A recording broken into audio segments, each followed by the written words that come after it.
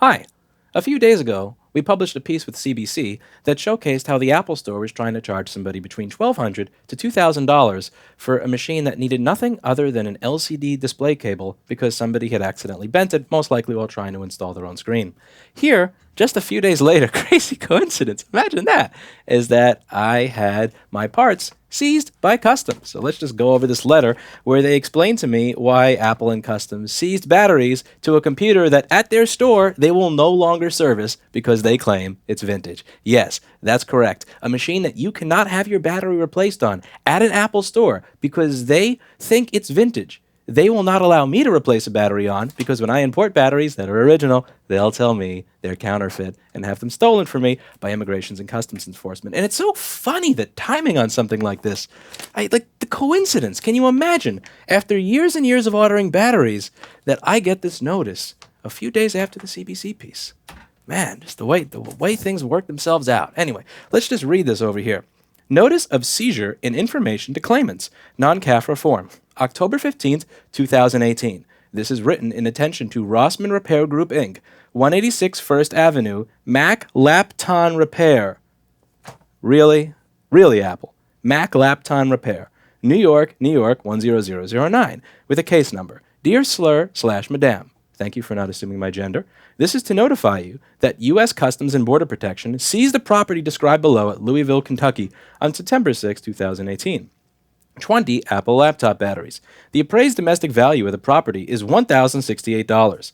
The property was seized and is subject to forfeiture under the provisions of 19 U.S.C. 1526, which prohibits the importation of merchandise bearing a counterfeit trademark that is registered with the Patent and Trademark Office and recorded with Customs and Border Protection. So interesting. Counterfeit trademark, because you have to understand the way language works here with that assumption. It is assumed that if something has that logo on it, if it has an Apple logo on it, it must be counterfeit. It couldn't be that somebody who has these batteries decided to send them to me. It couldn't be that somebody took these batteries out of machines that were on demo in stores, or they took them out of machines that they owned, packaged them up, and then sent them to me. No, they must be counterfeit. There's no other explanation for it. So it's very interesting how the product can be stolen without any investigation as to whether or not it's actually counterfeit or original. Love that part.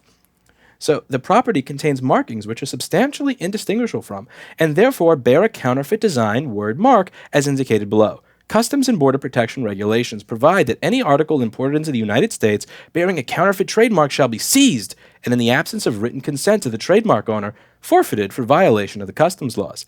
Listed below is a description of the seized property, a description of the trademark, and the name and the address of the trademark owner. 20 Apple laptop batteries. $1,068, Apple, word mark. I can file a petition with this office within 30 days of the notice, seeking remission of the forfeiture. Number 2, I can make an offer in compromise. The offer must specifically state that you are making it under the provisions of 19 U.S.C. 1617. If you're offering money in settlement of the case, you must include payment, bank draft, cashier's check, or certified check drawn on U.S. finance. Yeah, I'm definitely going to settle this by paying Apple. Yep. Totally going to settle this. Let me just write myself a check right now. 3, abandon. You may abandon the property or state that you have no claim or interest in it. If you choose this option, you must choose box 3 on the election proceedings form. Or 4, court action. You may request to have this matter referred to the U.S. Attorney for institution of judicial forfeiture proceedings by notifying the office intended in this letter in writing that you do not intend to file a petition or offer in compromise with CBP or post the value of the merchandise, if you choose, and so on and so forth. Legalese. Take no action. Yep, that's what I'm known for, taking no action.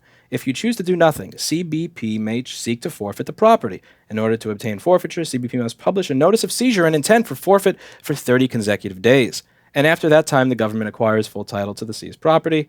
Release on payment. If the seized merchandise is not by law prohibited into entry into the commerce of the United States, you may, within 30 days of this letter, submit an offer to pay the full appraised domestic value of the seized property accompanied by the full payment. And it goes on and on to tell me how it is that I can go about appealing this. Now, this is somewhat interesting to me, and this is something that I have been covering for about 5 years. If you check over here on the screen, you will see that I remember publishing to my blog a while ago that this goes back a long time, just back to 2013. You'll see that Apple is working with the government to shut down those who mislead customers, aka trying to fix machines that they won't fix because they consider them vintage after 4 or 5 years, just around the time that your battery starts to die. And I went over this with Jessa, where they stole Jessa's iPhone screens, which she is still looking into getting back.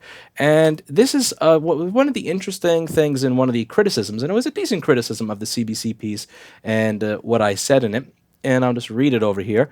It says, related to all of this, regarding right to repair, Apple not making repairs easy by supplying parts or manuals to any given user isn't the same as blocking those repairs, which it is still not doing. And like we said, iFixit demonstrated that just last week.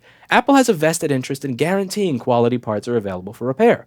It also has a vested interest in preventing low-quality parts from entering the third-party supply chain, if perhaps it enforces those rules far too vigorously for our taste. So, if I go to the Apple store and I say, I would like to buy this battery, can I buy this battery, please? They say no. If I become an Apple authorized service provider and I wish to obtain parts to a machine that has been considered vintage, Apple will say no. If I talk to somebody in China who says, hey, these are not those knockoff batteries where we take, where we just like put Apple logos on a bunch of crappy cells and send it to you. These are the good batteries. These are the batteries that are responsible for us being 4.9 out of 5 stars rated on store.rossmangroup.com. They get taken by a company that's using the power of the government to seize my stuff.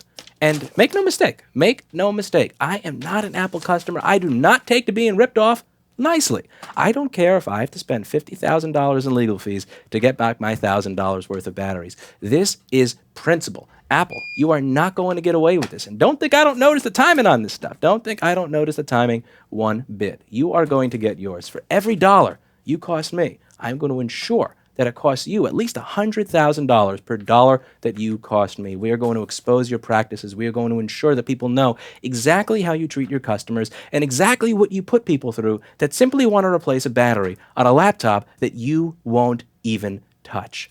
This, you're not going to get away with this, I assure you. That's it for today. And as always, if you're watching, Tim Cook, Angela Arenditz, I hope you learned something.